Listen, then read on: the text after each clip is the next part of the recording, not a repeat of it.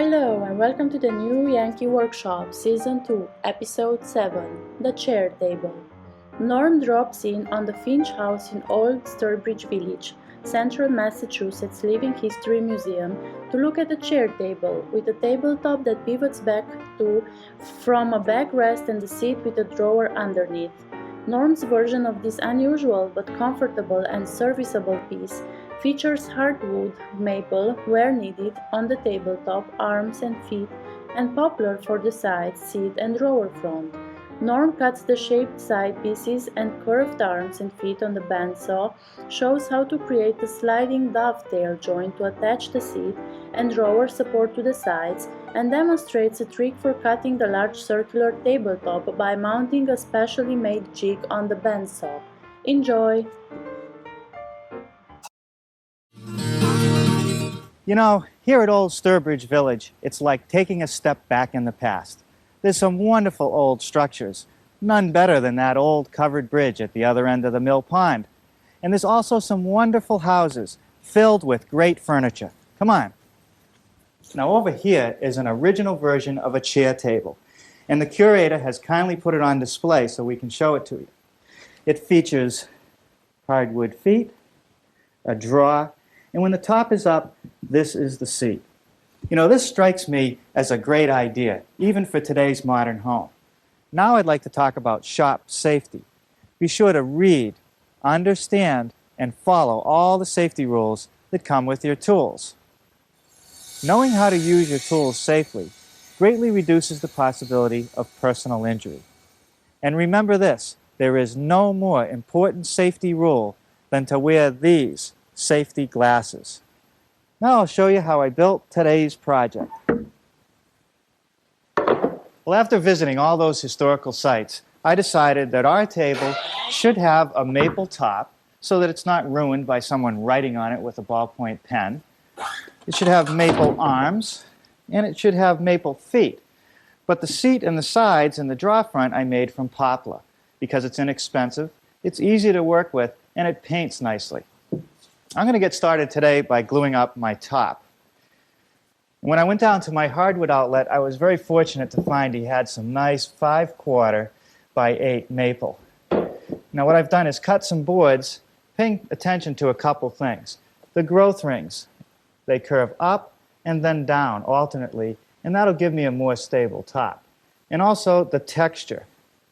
I want the top to look as much like one piece as possible when it's all glued up. Once I've laid out the boards to that point, I can mark them, just with some slash marks. And this will keep the boards in the right orientation through the next few steps. Now I'll look at the joints. And if we look at this one, we see that it rocks. And I don't want to have to apply pressure to pull these boards tightly together. I want them to fit without any pressure at all. So I'm going to have to joint each edge.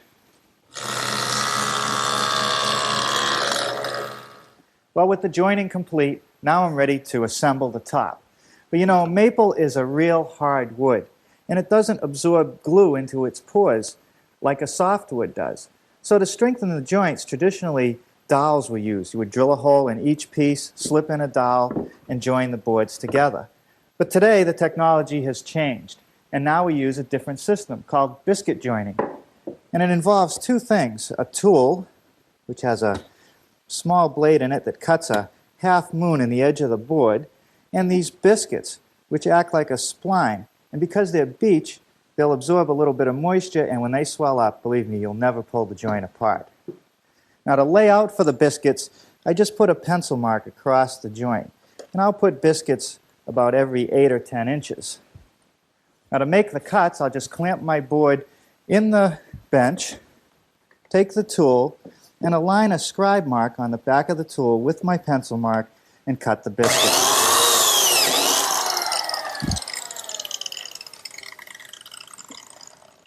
Now after I cut all the biscuits, I'll be ready to join it and glue it up.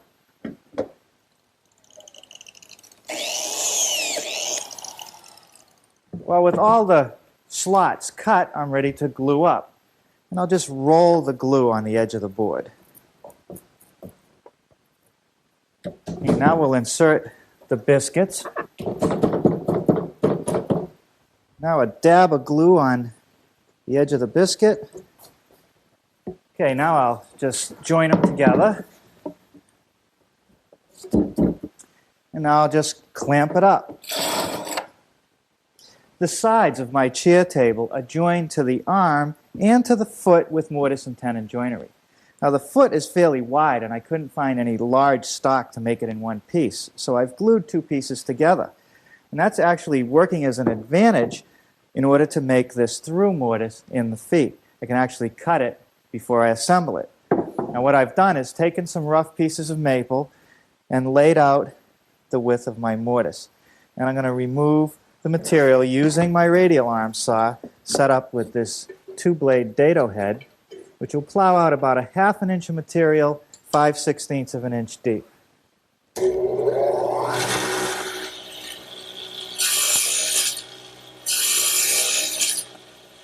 Now I just glue and clamp the halves together and set them aside to dry. Now to make these maple arms, I was able to get stock that was thick enough, and the side is joined to the arm with a mortise and tenon, and I need to cut this mortise in the arm. Now I'm going to use my router table to do that, and I've set it up with a ½ inch straight cutting bit, and I've marked the table to show the thickness of the bit, and I've marked the piece of wood to show the limits of the mortise. Now this is real hard wood, so I'm only going to take a little bit at a time until I get to the 1 inch depth.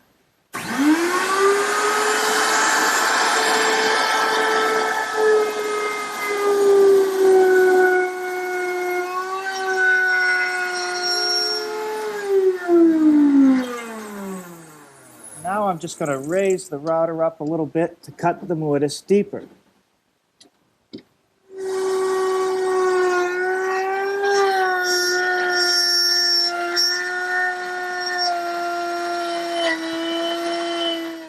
Well, now the sides and the seat of my table are made from glued up poplar. Pieces of 1x6, done much like the top, with biscuits, glue, and clamps. And over here on the bench, I've clamped down a piece that's 4 feet long, and that'll make the two sides. And the first thing I want to do is remove any excess glue by scraping it off with my paint scraper. And now I'll smooth it all out with my belt sander.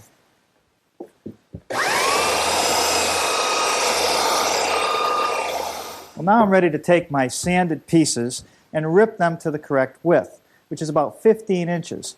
Now to get a nice fresh edge, I'm going to take a little bit off of each side.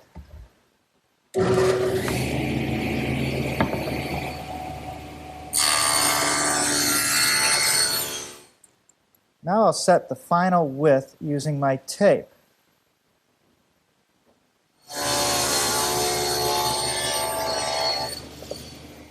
Now I'm going to cut the sides to length, and to do that I'm going to use my panel cutter, which fits in the slot of the table saw. And the first thing I want to do is square up the end of the piece.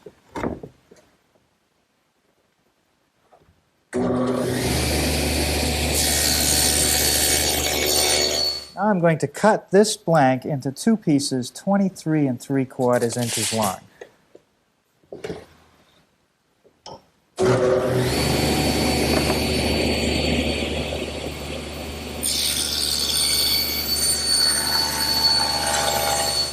Now this other blank is for the seat and the drawer support. Same operation, different length. Well,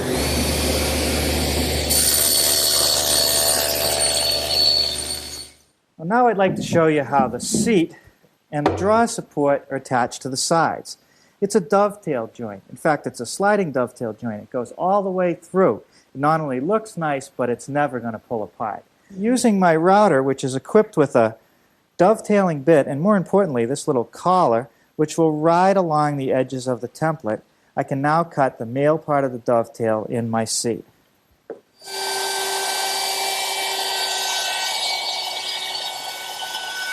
Now with the side piece clamped in place, the instructions for my jig tell me to use the same router setup, but this slot to make the female part of the dovetail.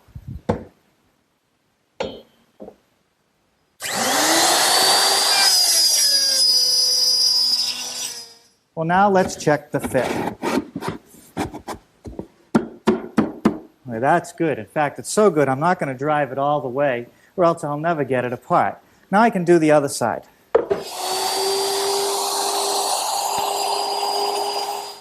The side is joined to the foot and the armrest with tenons. And to cut the tenons, I'm going to use my radial arm with the dado head cutter as before.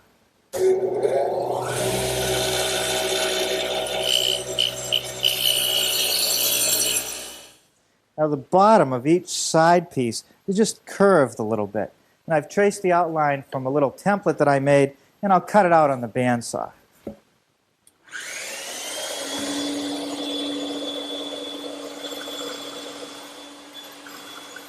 Now my side pieces need a tenon at the bottom and at the top to fit into the armrest and into the foot. Now the thickness of the tenon is determined by the mortises that we've already made. I want them to fit in there snugly. And I'll cut the thickness using my radial arm saw and the dado head cutter.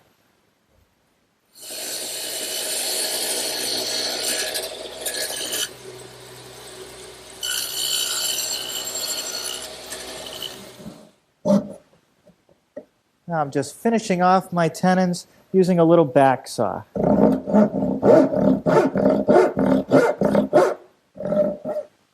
Let's see how that fits. Nice and snug. Okay, now I've taken a pattern and traced the outline of the arm. And I've also done that for the blanks for the feet. And now I can return to the bandsaw and cut those shapes out.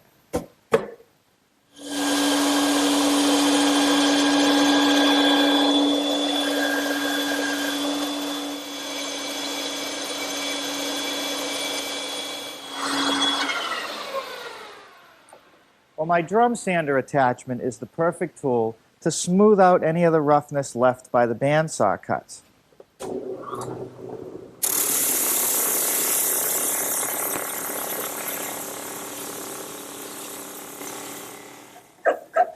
Now I'll just use a fine rasp to smooth out the areas the drum sander can't get. And now I want to round off the top edges of the armrest, and I'm just going to use my router with a 1/4 inch rounding over bit.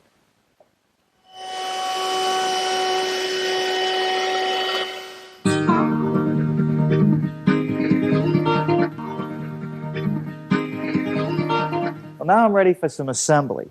And all I've done is taken the foot and the arm and slipped them onto the side piece and set them in place with some clamps. Now the fastening system is just going to be some 1/4 inch dowels, no glue. And I want to have the dowel go through from one side, past the mortise, and catch a little bit on the other side. That'll hold it in there tightly. Now to drill the hole, I'm just going to use a 1/4 inch brad point bit with a little collar so that I drill to the right depth.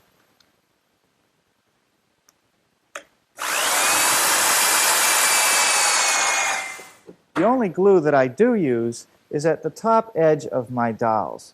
And that's there just so that they won't pop out on their own a little bit later as the wood dries.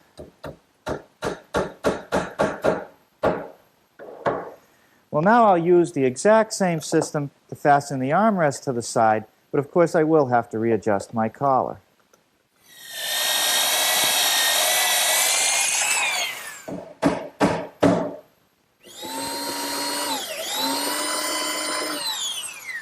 My belt sander does a good job removing any of the excess dowel.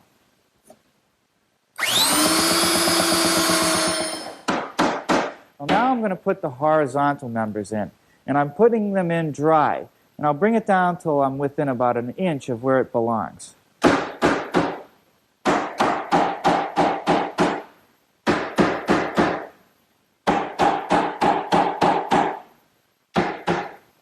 Okay. Now, to secure it so it won't move later, I'm just going to put a little dab of glue on the end of the dovetail, the last 1/2 inch or so. And then I'll tip it up, and put a little glue on the back edge here, and then I can drive it the rest of the way.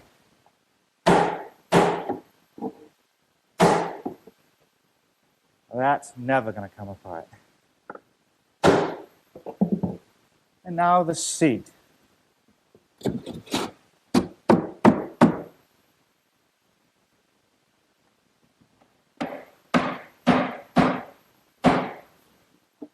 These two pieces of poplar will act as the back of the seat and the back of the drawer cavity, and I'll just fasten those in place with some finish nails.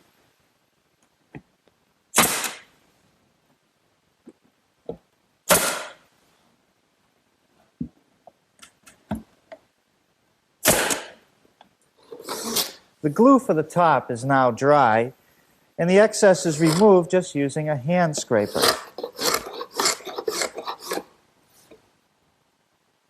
With the bottom of my top facing up, I'm going to divide this lengthwise grain in half, which would be about 22 inches, and then I'm going to come off across the grain 21 inches, which is the radius of my top. And at that location, I'm going to drill a 1/4 inch hole about a 1/2 inch deep, and you'll see what that's for in a minute.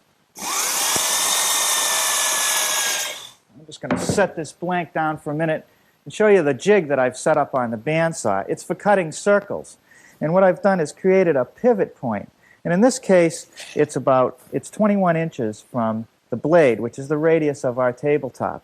And when I set the blank over this, turn on the saw and spin it around, I'll get a perfect circle.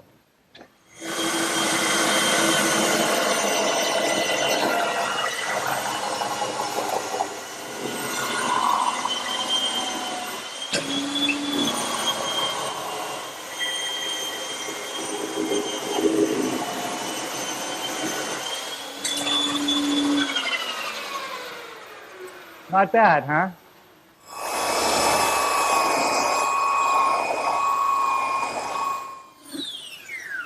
Well, I like to use a slightly smaller belt sander to do these edges because it's easier to hold.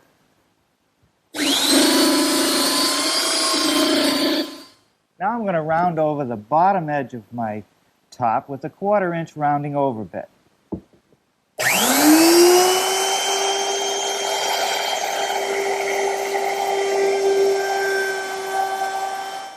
Now I'll round over the top edge with a 3/8 inch radius rounding over bit.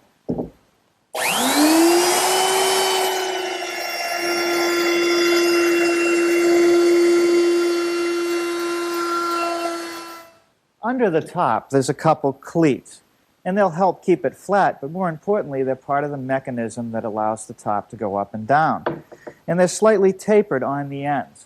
So I've taken some straight stock, laid out the taper lines, and I'll cut them over on the bandsaw.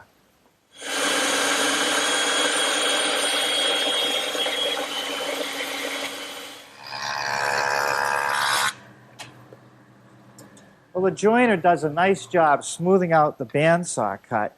And now I'm going to bring it over to my miter box and cut it back at about 33 degrees to follow the curve of the table.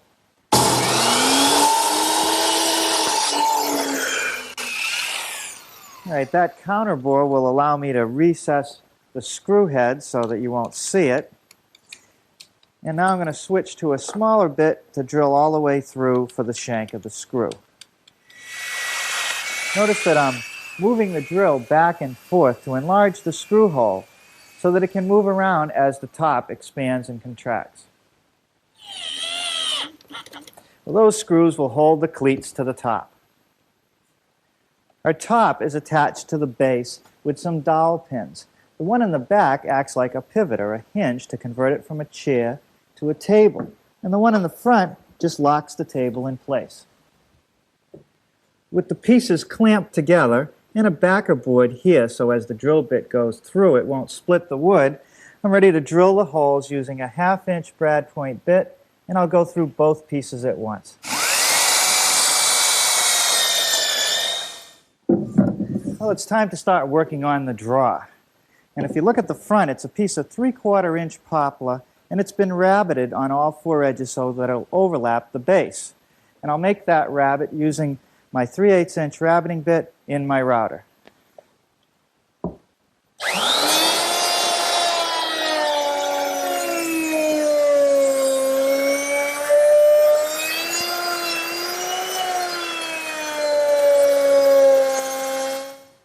Well, now the back and the sides of my drawer are made from 1/2 inch pine, and the side is dovetailed to the front. Now I'm using my dovetail jig again, except this time I've set it up for 1/2 inch blind dovetails. and the instructions call for me to do the part separately, so I'll work on the front first.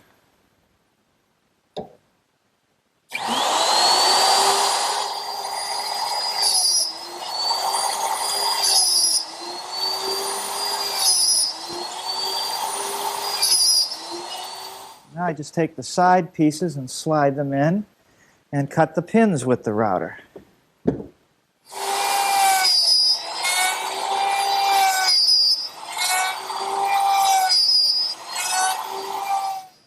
Well, the table saw is next. I've set it up with a dado cutter, and I need to make a 1/4-inch groove to hold the plywood bottom.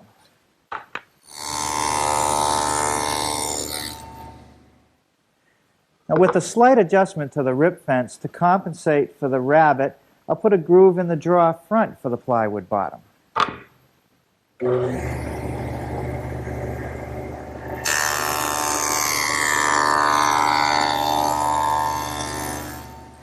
The sides have a dado to accept the back piece. Makes it stronger and it's attractive.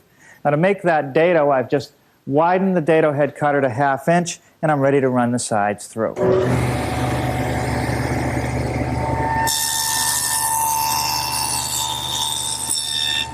Next I want to put a decorative edge on the drawer front, and I'll use my router table with a 1/4-inch rounding over bit, and after that I'll be ready for some assembly.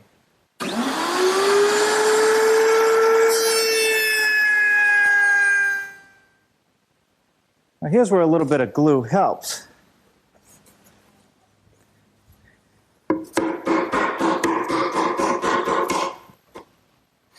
I just slide the bottom in. Now the back.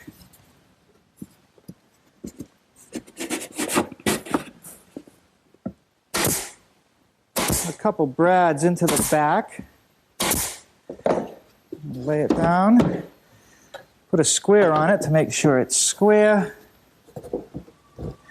And put a couple nails in the bottom.